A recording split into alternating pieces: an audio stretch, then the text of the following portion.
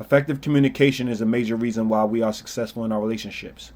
Ineffective communication is a major reason why we fail in our relationships. When you put two in front of something positive, it comes off as manipulative and condescending. And it also strips somebody of their strongest attributes, making them weaker. So when you have a friend, family member, or a spouse, make sure you say what you mean what you say. Be effective in your communication. Use your mouth and your tools to get your point across effectively so y'all can resolve problems. Home of the Love Snobs, Love Snobs, Love Snobs.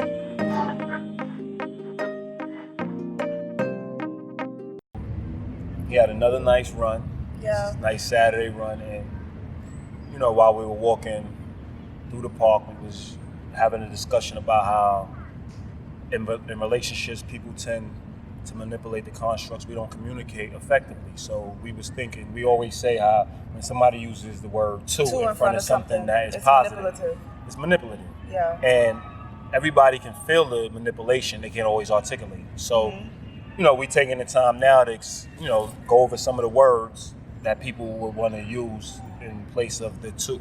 Yeah. So we can start off with like somebody being too honest. Yeah. Because we hear that all the time. You're too honest. What you're basically saying is we're insensitive. Yeah. Or the person's insensitive. So, use the word. The person's insensitive. We don't need to be politicians in our relationships. What else? What would be another one? Another one is too nice. Yeah, too nice. We said that when people say you're too nice, they think that you're gullible, you're too vulnerable. So Definitely. They use that as a negative. That's definitely something. What is it? Too aggressive. Too aggressive. Which would probably translate to. Sorry, you're too passionate. They're basically saying that you're too aggressive. Yeah, you're aggressive. Yeah, so you're too passionate. They're basically saying you are too aggressive. When you're too disciplined, they're saying that you're too rigid.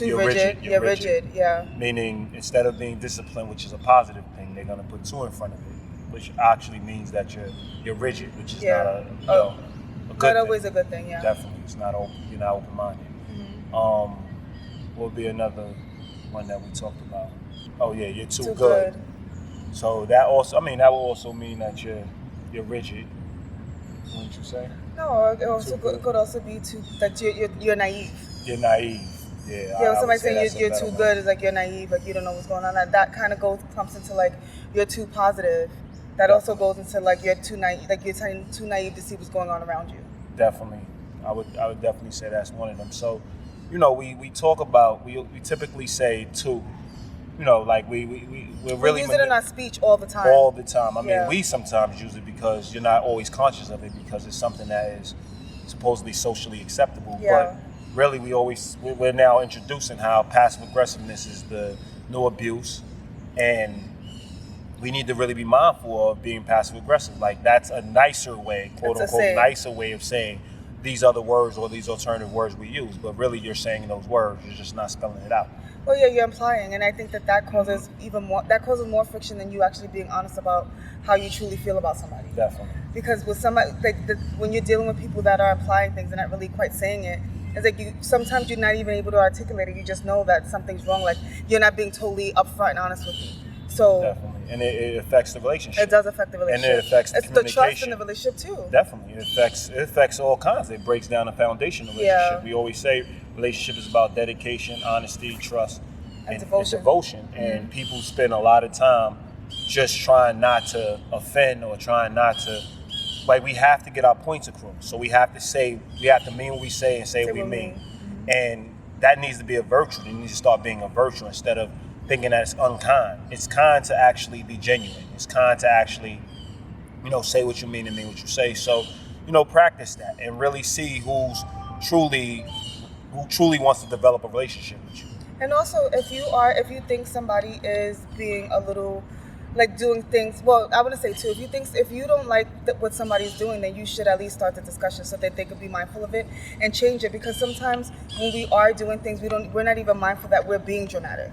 Definitely. You know what I mean? So if you think that if I'm disciplined and you're saying that I'm too disciplined, then you think that there's no balance between me being disciplined and rigid. You know what I mean? So take the time to educate me. Take the time to point it out so that we can have the discussion so that I can change it if there's no balance with that. I agree 100%. So, we really just had this mini discussion about manipulation in relationships and using the word "to" in front of positive things, because we want people to truly start improving their relationships. And in doing that, you have to communicate effectively. And you have to take the time to communicate effectively. And when you use "to" also, it's an emotional thing. And you can't gauge emotion. You could express emotion, but you can't engage your emotion. And when you talk about emotions, you have to do it in a way that is going to be effective, and both people can have a dialogue and make adjustments due to it. If you just talk emotions and just leave it at that, a person shouldn't just have to just cater to your emotions just because they exist. They should have an explanation on why it's existing, so you can actually clear up the dilemma and move forward. And that's going to take effective communication. Yeah, it's really hard to argue feeling. Definitely.